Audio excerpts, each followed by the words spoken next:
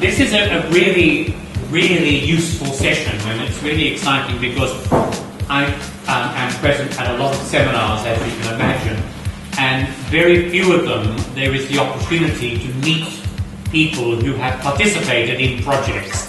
I work actually at a division of Business and Handling Arts, which is called Nida Art Colony. Funding like that helps us to survive.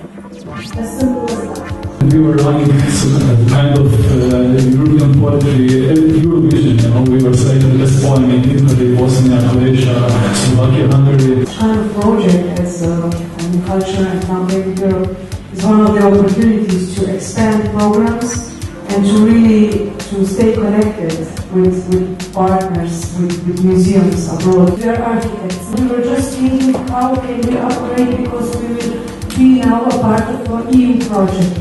For us, the biggest asset is that the organization grew through these projects, and we grew also towards that we are now able to lead a project like this. We look forward that we will be able to, through a lot of autonomy, manage this pan-European program. So all I'm going to do is to invite each speaker to answer two questions. And the first question is going to be, what wasn't so good?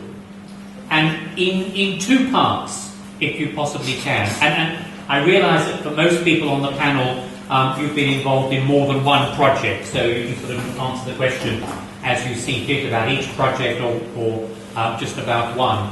And in two parts, because I think most people here are in the application stage.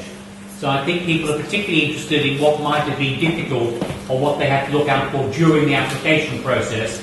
But they also would be interested, I'm sure, in what wasn't so good about running the project. There was something during the project that might have been a bit problematic that it would have helped if they'd been more aware of. And the second question will be obviously what was good, what was exciting and what made it good. So I'm going to invite each panellist to simply and briefly, if we can, answer those questions. So firstly, what wasn't so good? The good thing is you get the money, the bad thing is you have to do something. What wasn't so good about getting the money? We had no terrible experience so Good. far, so I wouldn't say we had like a really tragic event happening in the course of all the previous and current projects. For us, I would say the biggest challenge financially is to find co-financing for the money. And the situation is worsening in the last years in terms of getting the money for the national local co-financing. The most difficult part in terms of organization would be to find common ground with a lot of partners. And we've been quite lucky with partners. We haven't had like a major failure in terms of saying after 2 years, what were we thinking, inviting them, you know. We mostly do a combination of organizations we know really well and have cooperated before, and we tend to include some new partners. These are not new partners like we Google something and find someone, but these are usually partners that someone recommends or we got to know at some network meeting but haven't cooperated before. In terms of making an application then, what would be your top tip or your top 1 or 2 recommendations to people who are developing their project? Really be clear on what will be done, what the money division will be, what are the expectations, to really talk through with everybody everything, and my top tip is to personally meet, because even though we all speak the same non-English English, we still have a lot of,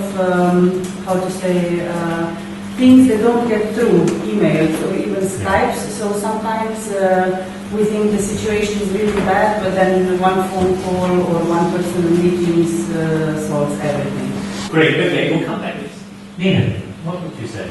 In my experience, I can give one advice to all who are writing the application now. Don't do it yourself. I did it myself. I run the project from the beginning to the end, almost by myself, and it's quite hard. And you can get overtired and exhausted because you work on the application for 2, 3, 4 weeks, or even or more, and it could not be successful. So you will do it for nothing, the application. So it's risks would have to be a little bit relaxed, but not hopeless. Can you say a few words about your project? What was it actually about? We have a specific project. We run for years in Slovenia a project called Poetry Tournament. We are choosing the best unpublished poem in Slovenia for the current year. And so we want to transfer this good practice to the international space. We used, in the year 2012, Maribor was the European Capital of Culture. And we want to use this chance to spread our project. We gathered 6 partners. The partners is some of the partners were very brave. They send you all documents, but some of them are a little bit, lazy or relaxed, as they say. We have Italian partners. We were so relaxed that they sent us the whole papers one week after the deadline. So We're two. Oh dear, national stereotypes. What do you think it was about your application that pushed it into the successful list? I mean, what do you think the Commission thought? Oh, we must. You should use all circumstances. We used the Marvelous European Capital of Culture, and then we put this project as one of the main projects of literature on this European Capital of Culture. Then we choose some partners that were very with good references. I don't know, Penn Center of Bosnia and Herzegovina, Croatian Writers Organization, and some of them also run European projects before. And then we put European in the title. That's could be useful. And we made a very clear concept. It was quite concrete. It was understandable. It's not complicated. Straightforward. I think I also have to say, this is just my opinion, but literature is a good place to start. Because literature, there are always fewer applications in the literature sector, and they are quite keen to support literature projects. Great, thank you very much. We'll come back. Rasa, tell us about it, because you've had several projects. You want to outline them briefly, and then talk about what was the challenges, maybe. So we work with visual arts mostly, and interdisciplinary arts. Both projects were about that. One was pretty sort of vague, which was called Transcultural Research Artist Curator Exchange Series. So you can actually put anything in that. And another one was Techno-ecologies, and that was pretty clear. It was about ecosystems in life, in arts, and science. And while listening to my colleagues, I was also thinking about what were the biggest challenge, and I would say that human resources were the biggest challenge in both stages, in the application stage and in the implementation stage. In the application stage, those human resources, they connect with time. So basically, nobody has time, and the application matches are left for the last month or for the last 3 weeks. And of course, it's an ABC that you shouldn't do it like that, but unfortunately, it's like that.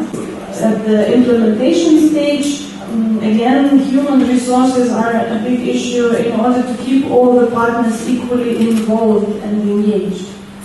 The projects last 2 years, let's say, and at the beginning, people are quite happy and enthusiastic. We've got funding, we're doing this and that, but our part is, let's say, in a year and a half, and then we just forget it. And then it takes time to start the engine running again, to implement it actually until the end, and to have all the partners equally involved, equally interested, and doing it to the very end. For the application, I would also say that for us it helped a lot to make them concrete, but still to keep some space for changes. So not to name precisely. So you have to try to find the balance of doing it clear and accurate, but also leaving for yourself some space for unexpected changes. One of the interesting things I think is the date of the deadline is in a sense the worst possible date, because it's in October and July, August is holiday time. So by definition, in that period, which is crucial, everybody's away. So inevitably people haven't thought about it much in April, May, June. So automatically it's left to September.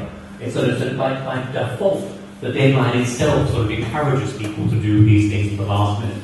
So we advise you against it, but we do understand that this is quite common in the way it happens and so on. So what would be your top tip then for applicants to make sure they focus on when they're putting their application together? I would stress partnership, yes. I think it's very important to have reliable partners and people you can trust and you enjoy working with, because unfortunately it's not possible. I mean, you have to have more partners than you really know well and you would like to work with. Yes, there's a lot of this sort of schizophrenic approach. I mean, the European Commission is trying to encourage, in many ways, new partnerships. On the other hand, it also quite likes to see people with experience, because if it sees people who have been involved in European projects, well, that gives it confidence that then the project will run through the end and so on. Andrea, tell us about your projects and what was the challenge of getting them off the ground. Hello first. In our institution, we are at this moment involved in a project in which we are partners. But the thing was that actually somehow we were initiating the project. And what I want to say is that sometimes it's good to be pragmatic also with the application and to see maybe you have in your, selection of partners, also partners who have much more experience and much more human resources than you, and that you discuss with partners who would be a better leader of the project. For example, our institution is small. For us it was much better that another institution like applies for the project leader.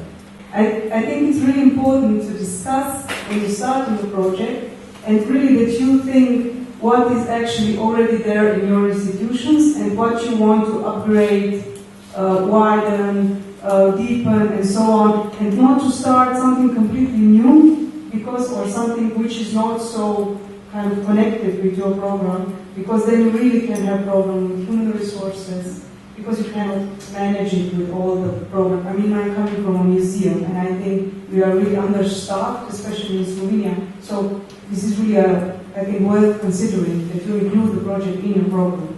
So your top tip then for people who are putting their applications together? Do things you like to do in your institutions. So just don't invent just because the EU wants something or like it sounds good. And really take care when you think about activities, not to say too much.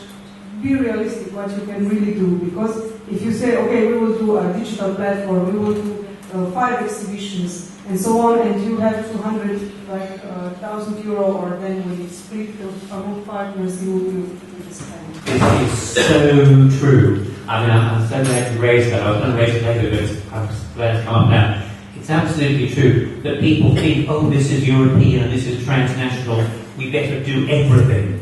And you read some projects, you think the only thing they've left off is world peace. That they're going to deliver absolutely everything in it. It's so complicated. The European Commission would much rather see an innovative but small-scale activity delivered well within the resources available. Because at the end of the day, I think the Commission does realise that for small projects particularly, the resources are quite limited, particularly once they are split between the various partners involved. So don't be over-ambitious. Alenka, tell us about your projects and the issues. So we are now in the second project as a partner. We were now a leading partner, and we were 2 years ago invited by a partner to cooperate. What were these projects about, just briefly? It's about participation of public in the city creation. We had so great leading partner. They did understood, and they did understood also the differences between partners from Montenegro to Amsterdam, for example, or Spain, or us in between. So they let us do what we felt to do, but we met a lot and we discussed a lot about the issues in each country. We were not forced to do any, some events that we wouldn't feel that would fit here or wouldn't have sense in Slovenia. I would wish to meet more with partners on a personal level and discuss problems or issues that we have in each country, because through these discussions I learned most. Right. And they upgrade most what we do now. So were there any problems at all in terms of being involved in the... I was thinking about it. To think about problems. We were really lost, but we had good help from leading partner and also good help with accountancy, because we found a good consultant for accountancy in Slovenia, so we solved these problems.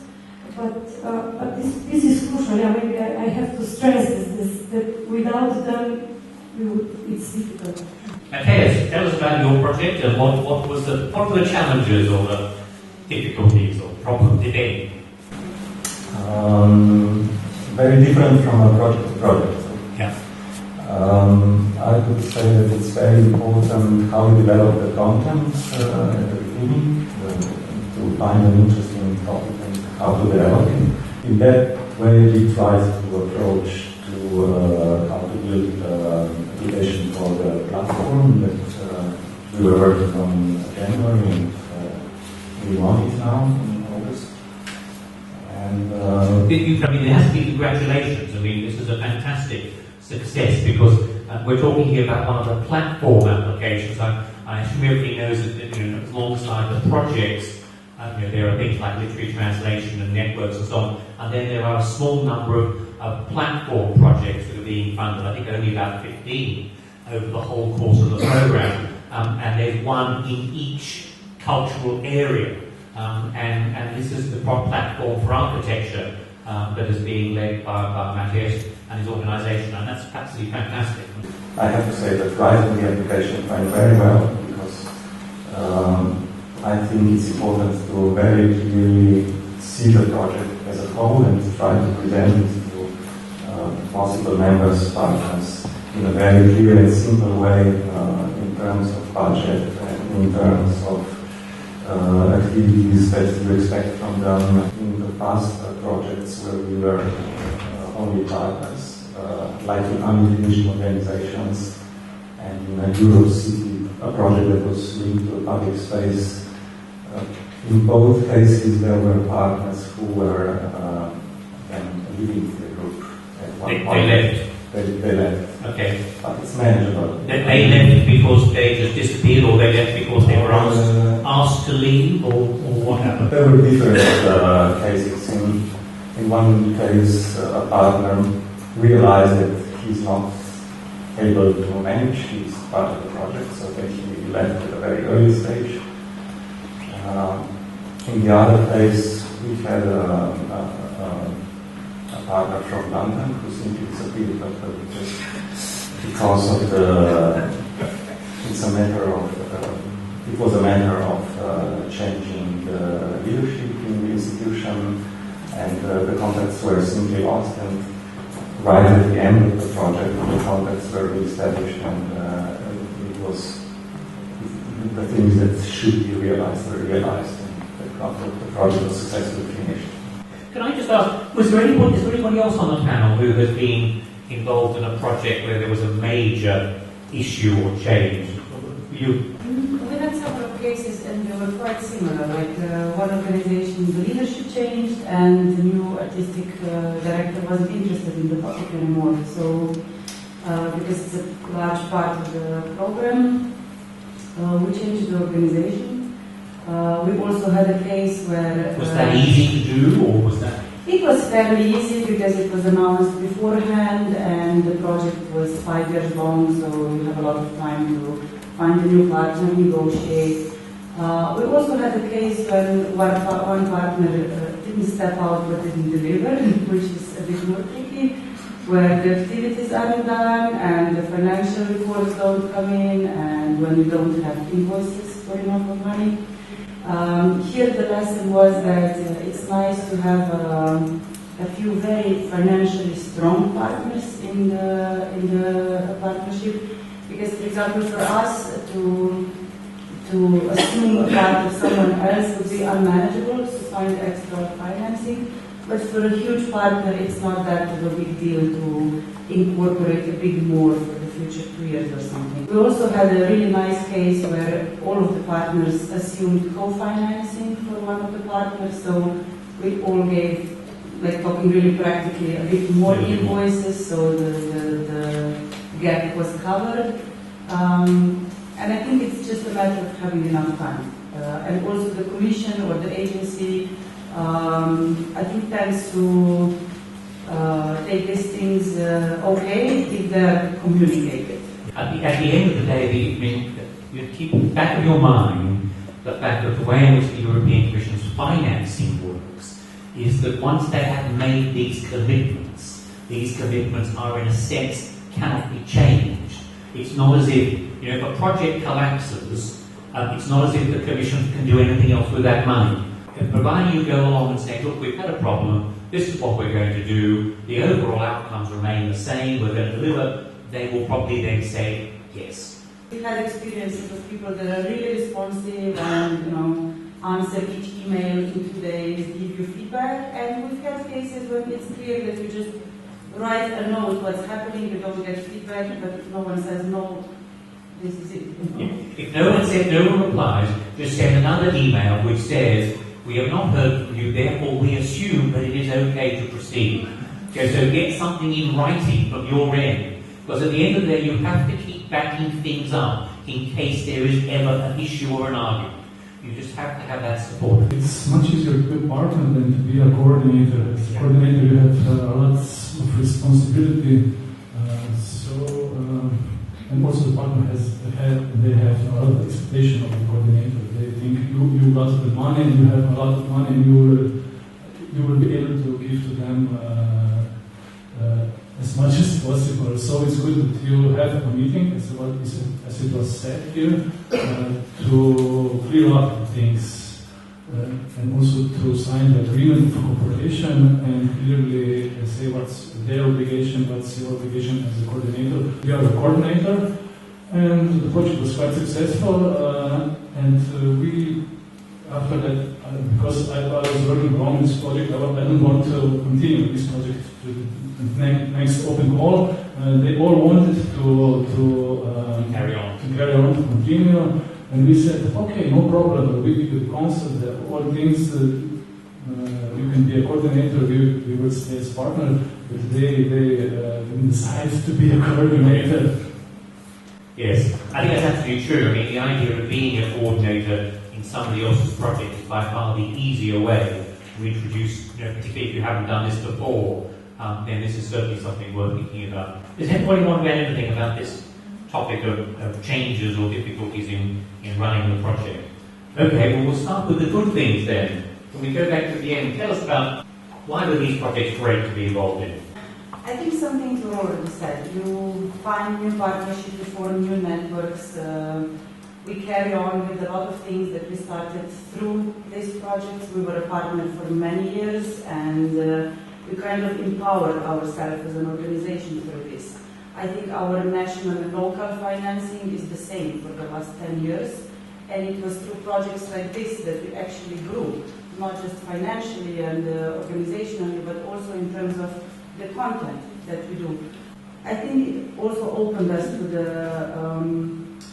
the possibility of other big grants that are not just Creative Europe or culture program that we felt strong enough to enter the field of I don't know, structural funds, or now we're trying to get into Horizon 2020. So this is all kind of also capacity building projects for us.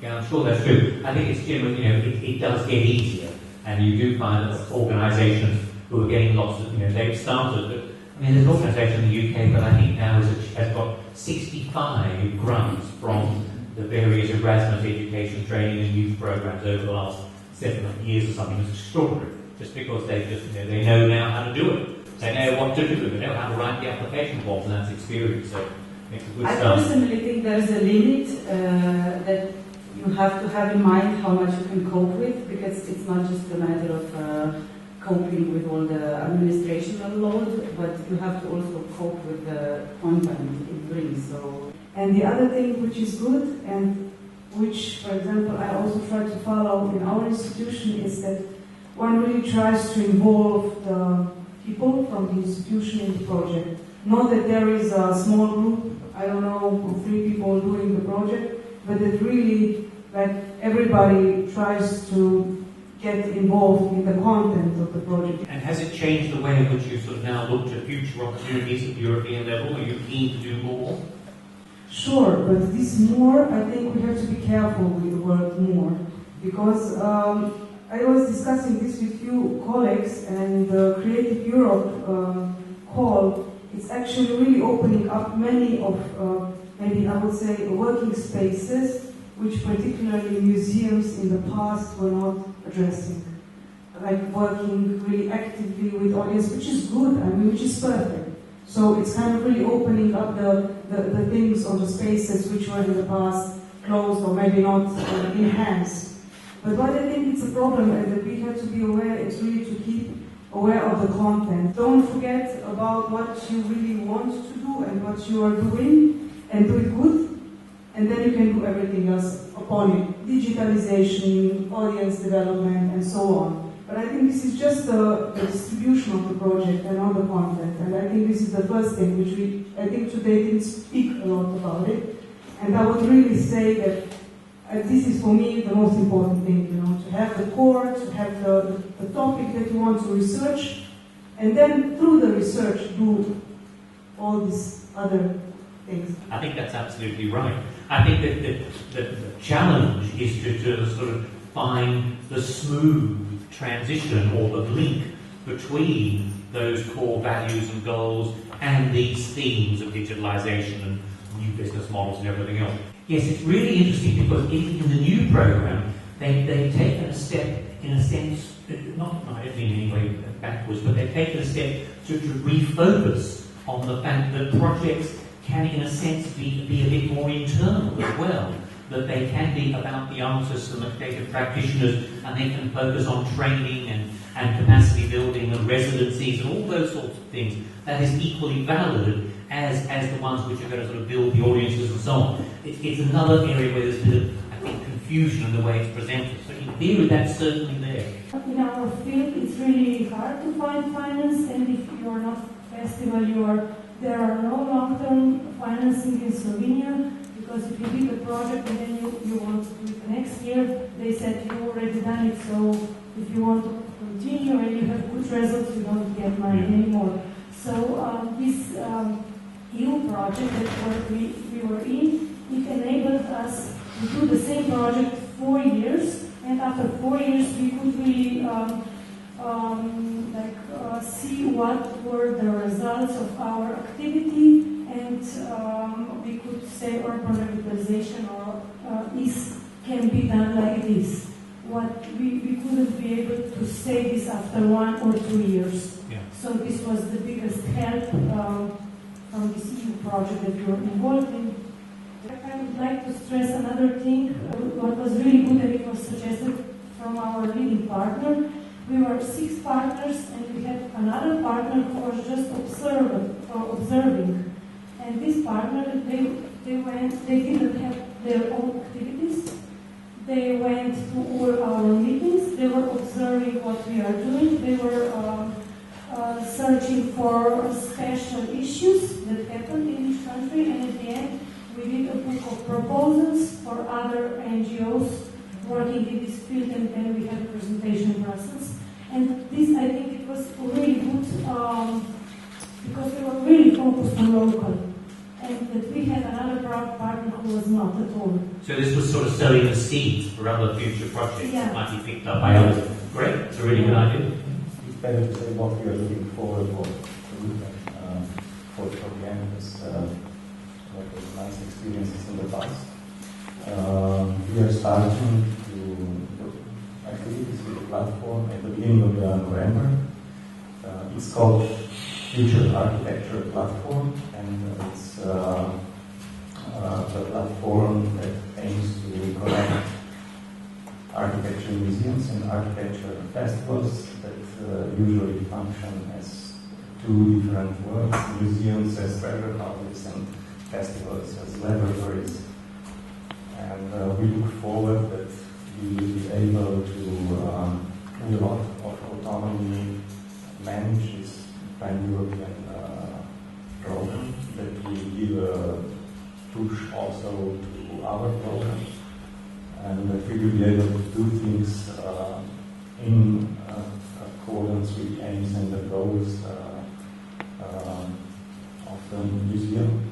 Can I just throw a very small point, which is the perspective that we bring from the United Kingdom, where I think that if you had set of people from the UK who were sitting on this panel, we're supposed to be a wealthy country with all these resources and everything else, but everybody would say how beneficial the involvement in the projects has been, because it's been opportunities to work with people that they might not otherwise have worked with, and to be exposed to new ideas and new ways of working, which are always interesting and challenging, but at the end productive. So I'm really delighted that although there have been a few hasn't all gone perfectly along the way, but overall we've heard some really interesting and positive stories about the application process and being involved and even addressing some of the problems that have happened along the way. Thank you very much to all our participants.